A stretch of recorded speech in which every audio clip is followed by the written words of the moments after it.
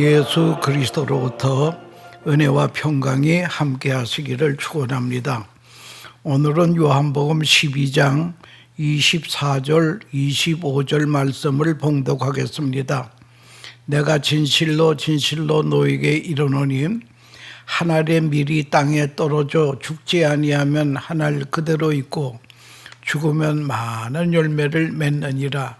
자기의 생명을 사랑하는 자는 잃어버릴 것이요 이 세상에서 자기의 생명을 미워하는 자는 영생토록 보존하리라 라고 하는 말씀을 가지고 한 알에 죽는 밀알이 되어 한 알에 죽는 밀알이 되어 라고 하는 제목으로 말씀드리려고 합니다. 호산나 호산나를 외치며 예수님 예루살렘 입성을 환호했지만 예수님은 골고다 언덕에서 처형을 당하고 맙니다. 왜 그렇습니까? 아무 죄 없으신 주님이 십자가 고난을 왜 받으셨을까요?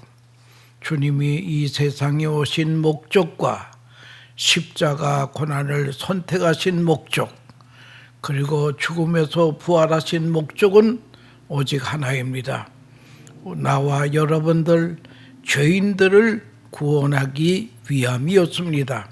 오늘 본문 말씀은 예수님께서 십자가 고난을 눈앞에 두고 제자들에게 하신 말씀으로 한 알의 밀알이 땅에 떨어져 죽어야만 많은 열매를 맺을 수 있다는 것입니다.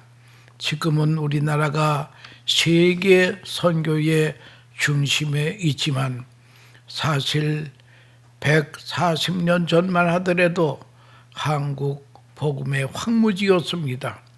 이 척박한 땅에 한 알의 밀알이 되고죠 주의 사랑을 전하고죠 120년 전에 언더우드 목사님이 이 땅에 오셨습니다.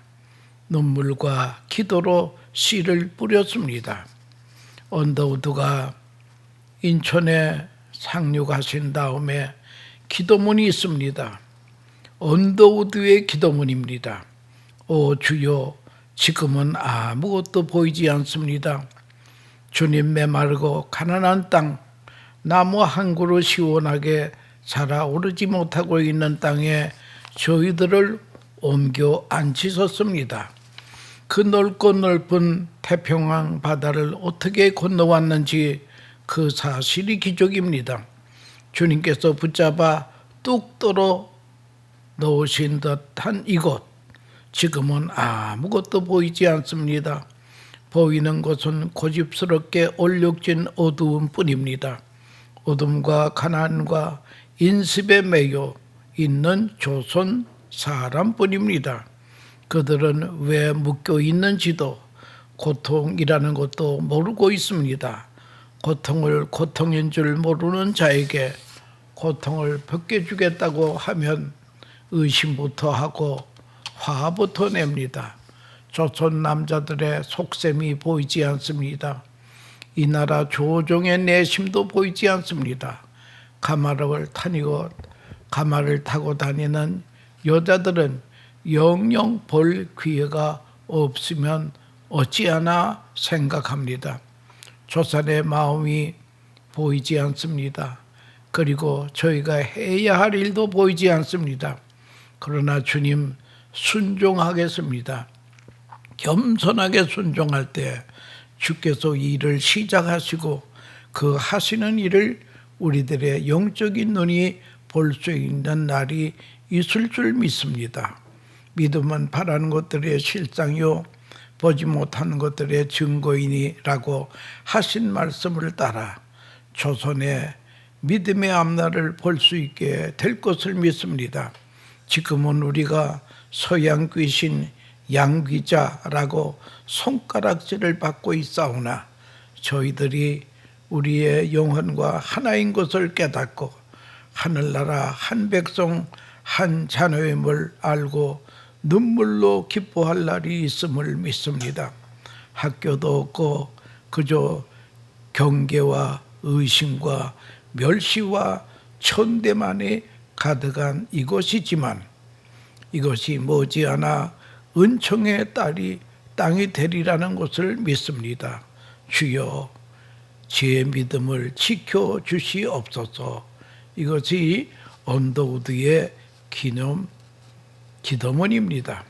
140년 전 언더우드 선교사가 같은 분들이 미랄로 죽어지기는 고귀한 희생이 있었기에 오늘날 우리나라가 세계에서 선교사를 가장 많이 파송하는 나라가 될 수 있었다고 하는 것입니다. 하나리의 미랄이 되면 받는 복이 있는데 첫째는 많은 열매를 맺게 됩니다. 둘째는 반드시 우리를 높여주신다고 주님은 약속하였다고 하는 것입니다. 로버트 토마스는 어릴 때부터 어머니의 기도와 사랑 가운데 자랐습니다. 아버지 토마스 목사로부터 선교적인 비전을 이어받게 되었습니다. 20세 되던 해에 런던 선교회가 인도하는 예배에 참석하였다가 벅찬 감동과 은혜를 받고 조선의 복음을 전하고자 하는 마음으로 불붙게 되었습니다. 조선의 서해안을 방문하고 돌아온 이듬해 그는 1866년 미국의 상선 제너럴 서머호에 승선하여 평양으로 향했습니다. 토마스는 배가 닿는 곳곳마다 조선 사람들에게 성경을 전했습니다. 하나님께서 조선을 사랑하십니다. 자, 이걸 받으세요 하고 성경책을 주곤 했습니다. 제너럴 서머호가 평양 망경대까지 다다르자 조선군과 팽팽한 긴장이 고조가 되었습니다. 대포로 공격을 하던 선장은 조선 군사들의 공격이 거세지자 퇴각을 명했습니다. 그러나 홍수로 불어났던 대동강물이 줄어들면서 배가 제대로 움직이지 않았습니다. 조선의 군사들은 총 공격을 감행했습니다. 이 순간 토마스 목사는 예수 믿으시오 소리치며 성경책을 군사들에게 던졌습니다. 그러나 군사들이 쏘아댄 불화사살로 제너럴 서머호는 불타기 시작했습니다. 배에 있던 사람들이 강으로 뛰어내리며 무트로 나오는 사람들은 군사들에 의해 죽음을 면치 못했습니다. 대동강은 순식간에 피로 물들었습니다. 그런데 배가 타오르고 있는 와중에 토마스 선교사는 성경책을 계속 던졌습니다. 무트로 나온 토마스에게 칼을 잡은 박충권 부교의 손이 올려지는 순간 잠깐만 이걸 받아주세요. 제가 드리는 마지막 물건입니다. 이 말에 멈칫 놀란 박충권은 토마스가 가슴에 꺼낸 성경책을 얼떨결에 받아들었습니다. 토마스 선교사는 하나님은 당신을 사랑합니다 말하고 무릎을 꿇고 하나님, 이 사람은 자기가 하는 일을 모르오니 용서하여 주옵소서. 이런 일로 조선 땅에 뿌린 복음의 열매로 말미암아 많은 열매를 맺게 되었습니다. 박충권은 칼을 빼어 토마스 선교사를 찔렀습니다. 1866년 9월 3일 27세의 젊은 나이로 웰스 출신 선교사 토마스 목사는 대동강 백사장에서 순교의 피를 뿌렸다고 하는 것입니다. 그를 죽였던 박충권은 후에 회개하고 예수를 믿고 장로가 되었다고 하는 것입니다. 토마스 목사가 전해준 성경을 읽은 홍신길은 대동문에 교회를 세웠습니다. 그의 동생도 예수를 믿고 장로가 되었습니다. 황명태는 제너럴 서먼 호갑을 탈 때 예수 예수 예수 하는 토마스 선교사의 소리를 듣고 평양 초대교회의 신자가 되었다고 하는 것입니다. 토마스 선교사는 조선 땅에 떨어진 죽는 하늘의 미랄이 되어 많은 열매를 맺게 되었고 조선교회가 세워지는 초석이 되었다고 하는 것입니다. 예수님께서 본문 말씀을 하실 때에 이미 자신의 죽음을 마음에 두고 있었습니다. 예수님은 자기를 비워 인간의 몸을 입고 이 땅에 오셨습니다. 그리고 인류의 죄를 해결하기 위해서 십자가를 지셨습니다. 십자가의 죽으심으로 땅에 떨어지는 하늘의 미랄이 되자 예수 안에 있던 생명의 씨앗이 소망이 없는 사람들에게 열매로 맺어지게 되었습니다. 그 후 십자가에서 죽이신 예수를 믿는 자마다 생명의 열매를 맺었습니다. 생명의 열매가 확산되는 비결은 미랄이 땅에 떨어져 죽는 것 외에 없다라고 하는 것입니다. 예수님은 멸망해 가는 사람들에게 생명의 열매가 맺히도록 십자가에서 하늘에 죽는 미랄이 되었습니다.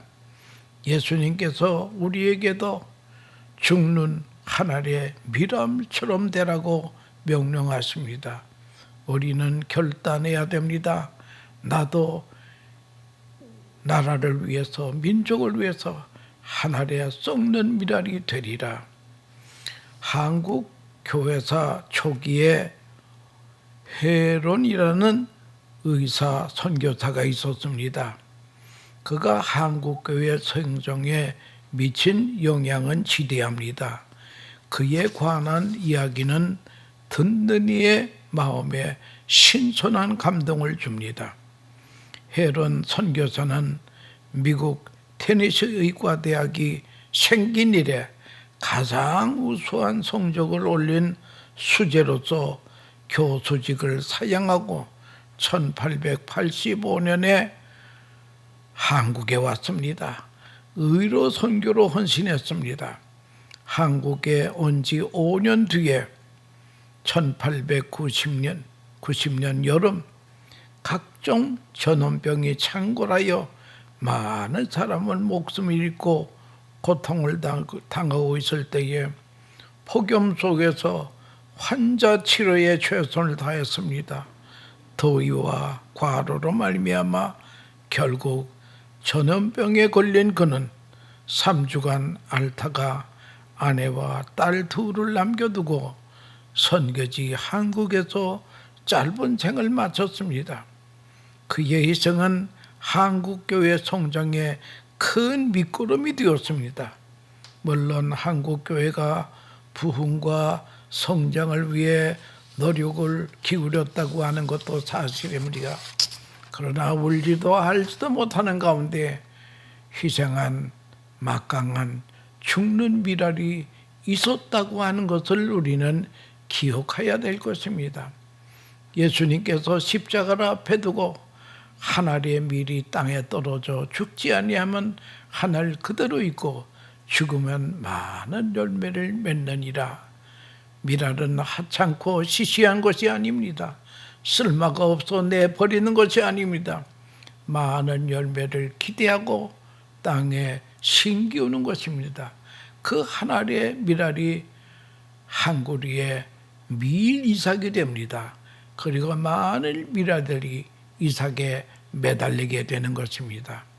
값진 예수의 희생이 없었던들 우리는 죄 사함을 받지 못했을 것입니다. 예수님께서 희생 제물이 되심으로 생명을 얻게 되었습니다.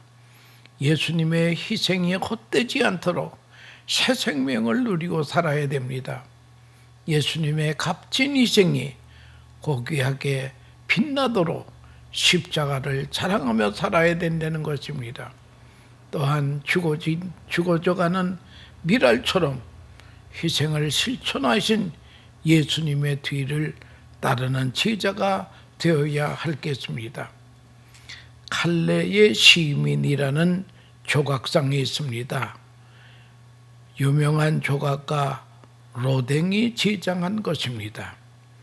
그런데 그 조각의 사람들은 누구냐 하면 프랑스 북부 도시의 칼레가 100년 전쟁 당시 영국에 의해 포위가 되었습니다. 도시를 구하기 위해서 생명을 포기하고 죽음을 자원한 영웅적인 시민들을 조각한 작품이올시다. 1347년 영국과 프랑스 사이에 벌어진 100년 전쟁 때의 일입니다. 1년이 가까이 영국의 공격에 조양해 오던 칼레 시인은 원병을 기대할 수가 없는 절망적인 상황에서 백기를 들 수밖에 없었습니다. 칼레의 항복 사절은 도시 전체가 불타고 시민들이 처형되는 운명을 면하기 위해서 영국 왕 에드워드 3세에게 자비를 구했습니다. 완강한 태도를 보이던 에드워드 3세는 항복에 조건을 내놓았습니다. 좋다. 시민들의 생명을 보장해 주겠다. 그러나 누군가가 그동안 반항에 대한 책임을 져야만 한다. 시민 대표 6명은 고 교수용에 사용될 밧줄을 목에 걸고 맨발로 영국 진영으로 가서 도시의 열쇠를 건넨 후에 처형당하면 된다라고 하는 것입니다. 시민들은 기뻐할 수도 슬퍼할 수도 없습니다. 영명이 그들을 대신해서 죽어야 했기 때문입니다. 그때의 칼레 시에서 가장 부자였던 웨스타스 생 피에르가 먼저 나왔습니다. 칼레 시민들이여 나오라. 용기를 가지고 나오라. 그랬더니 시장이 나섰습니다. 상인이 나섰습니다. 그의 아들도 나섰습니다. 모두 도시의 핵심 인물이자 귀족들이었습니다. 드디어 6명이 되었습니다. 이들이 처형되려면 마지막 순간 에드워드 3세는 왕비가 왕에게 간청을 합니다. 용감한 시민 6명을 살려달라는 거예요. 그래서 왕비의 간청으로 왕이 그들 6명을 모두 살려주었습니다. 그로부터 550년이 지난 후 칼레 시민들은 이들의 용기와 헌신을 기리기 위해 조각상을 제작하고 당대의 유명한 조각가 로댕에게 작품을 의뢰했던 것입니다. 비장한 슬픔으로 얼룩진 이 조각상은 생명을 포기한 이들의 모습을 통해 하늘의 미랄이 되어 죽으면 많은 생명을 열매를 맺는다는 교훈을 일깨워 주는 사건이었습니다. 25절에 보면 주님은 말씀했습니다. 자기의 생명을 사랑하는 자는 잃어버릴 것이요 이 세상에서 자기의 생명을 미워하는 자는 영생하도록 보존하리라. 여기에 자기의 생명을 사랑하는 자는 집착하는 이 세상에 집착하는 사람을 가리키는 것입니다. 예수께서 하나님의 뜻을 이루시고자 자기를 포기했습니다. 자기의 뜻을 포기했습니다.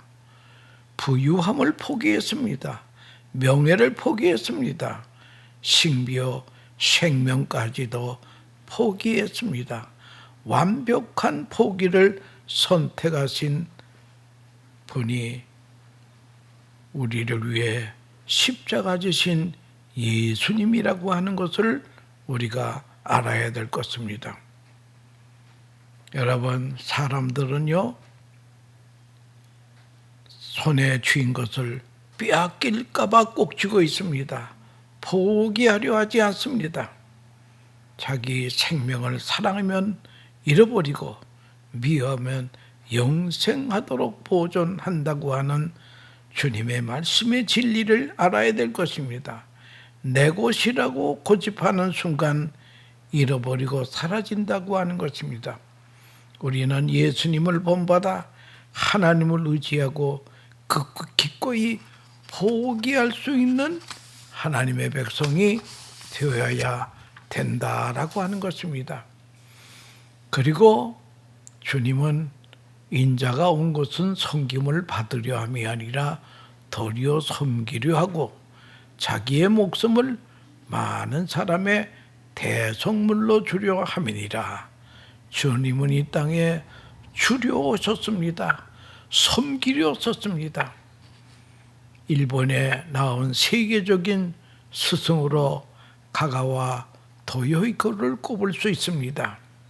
그는 메이지 학원과 고베 신학교를 졸업하고 미국의 프린스턴 대학에서 생물학과 신학을 전공하고 귀국하여 빈민들과 생활을 하면서 전도 사업을 한 농민운동에 헌신한 분이었습니다. 그가 젊었을 때에 폐결핵에 걸렸습니다. 옛날 폐결핵에 걸리면 백방일rek중 다 죽습니다. 폐결핵이라고 하는 사형 선고를 받고 죽는 날만 기다리고 있습니다. 교회에서 목사님이 찾아오셔가지고 고별 예배를 드리고 갔습니다. 그날 밤 몹시 가가와 토요이코는 번민했습니다. 이왕 죽기는 마찬가지인데 죽는 시간을 기다리는 것보다 차라리 목숨을 끊는 것이 옳다고 생각했기 때문입니다. 밤새도록 몸부림치던 그는 가재 도구를 정리하여 몇 가지 살림 도구를 수레에 싣고 고베의 빈민굴로 찾아갔습니다. 예수님께서 나 같은 경우를 당하면 어떻게 할까? 이 질문에서 해답을 얻은 겁니다. 주님이라면 목숨을 끊지도 않을 뿐만 아니라 이대로 죽는 날을 기다릴 것이 아니라 목숨이 붙어있는 날까지 섬김을 받으러 오신 분이 아니라 섬기러 오신다고 주님의 그 마음을 그는 마음에 간직했습니다. 나도 섬길 자들 찾아가자. 그리고 실천에 옮겼습니다. 빗자루와 걸레를 들고 다니면 빈민굴에 이것저것을 다니면서 청소를 했습니다. 그리고 병을 앓고 있는 사람들에게는 그들을 위해서 기도도 해주고 그들의 어려움을 같이 동참했습니다. 어떤 사람은 변비 때문에 죽으려고 하는 사람에게 그는 손가락을 홍문에 끼워가지고 나오면 그 변을 끄집어냈습니다. 심지어 일설에 의하면 그 환자의 그 뒤를 입으로 핥아서 까주래도 그 변비를 해결해 줬다고 하는 그런 말이 있습니다. 그런데 그는 폐병으로 이젠 죽어야 되는데 아니 그렇게 빈민군 속에서 그들과 더불어 어려운 환경에서 지나는데도 불구하고 죽질 않아요. 도리어 쌩쌩합니다. 그래서 그는 주님처럼 섬기면서 오랫동안 살았다고 하는 그런 말이 있습니다. 여러분, 한 알의 밀알이 죽으면 많은 열매를 맺습니다. 사람이 나를 섬기려면 나를 따르라. 나 있는 곳에 나를 섬기는 자도 거기 있으리라. 사람이 나를 섬기면 내 아버지께서 그를 귀히 여기시리라. 한 알의 밀알이 죽어 열매를 거두는 비전을 바라보며 섬기시던 분이 바로 예수님이었습니다. 그리고 가가와 도여 있고도 예수님의 뒤를 따랐던 것입니다. 한 알의 밀에 썩어지려면 자신의 몸을 내주어야 됩니다. 자신을 내어주는 섬김이 따를 때 비로소 생명이 태어나는 신비가 일어나게 된다라고 하는 그런 것입니다. 대부분의 교인들은 예수 그리스도의 삶을 찬양하고 따라가려고 합니다. 하지만 예수님께서 보여주던 섬김에 주목하는 이들은 많지 않습니다. 모름지기 성도들은 섬김의 은혜에 젖어야 됩니다. 섬기면은 말이 필요 없습니다. 섬기면서 말이 많은 것은 예수님의 사랑의 정신이 없기 때문입니다.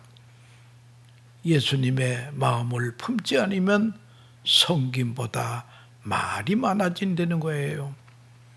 예수님의 정신으로 섬기는 사람들은 땀과 눈물이 가득할 뿐 구차한 말이 나오지 않습니다. 섬김을 잘해야 됩니다. 섬기는 사람이 이기는 사람이기 때문이다. 유명한 세계적인 문화 셰익스피어는 이런 말이었습니다. 사람이 섬기는 일을 포기하는 순간 폭삭 늙는다. 여러분, 면역력은 섬기면서 생긴다고 하는 것을 알아야 될 것입니다. 어떤 병사가 전쟁에 나가면서 아무도 묻어줄 사람이 없는 자신의 시체가 썩어 뼈만 남을 때 그것에 꽃의 향기가 날렸으면 좋겠다고 하는 생각을 하였습니다. 그래서 그는 전쟁에 나가면서 한 움큼의 코스모스 씨를 몸에 지니고 참전했습니다. 전쟁에 휩쓸고 간 자리에 병사의 시체는 썩었지만 몸에 지녔던 코스모스 씨가 가을이 되자 꽃이 피고 바람에 코스모스 향기를 휘날렸습니다. 어느 곳에 있든지 우리가 있는 그곳이 하늘의 밀알처럼 죽어 열매를 맺으라고 보내신 것임을 기억해야 할 것입니다. 어디에 던져뒀든지 밀알처럼 열매를 맺어야 될 것입니다. 죽는 희생이 없으면 결코 열매도 거둘 수 없습니다. 땅의 것에 집착하고 포기하지 못하면 열매는커녕 한 알 그대로 있을 것입니다. 자신을 들여 섬기기를 시작할 때에 많은 열매를 거두게 됩니다.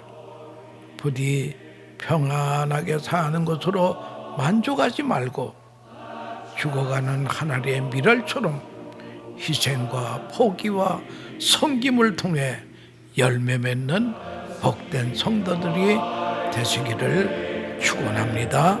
감사합니다.